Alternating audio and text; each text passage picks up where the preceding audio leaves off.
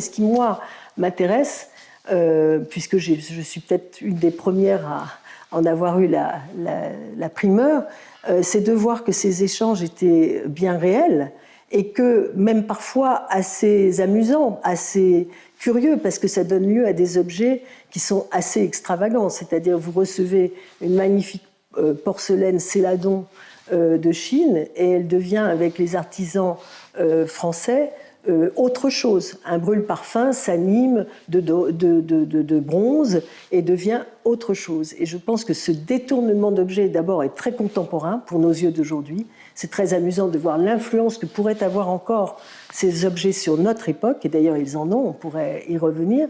Et ce qui est intéressant surtout, c'est de voir cette espèce de lien qui fait qu'on a à la fois été inspiré pour imiter. On a imité très longtemps la porcelaine, par exemple, avant que ne naisse la porcelaine de Sèvres.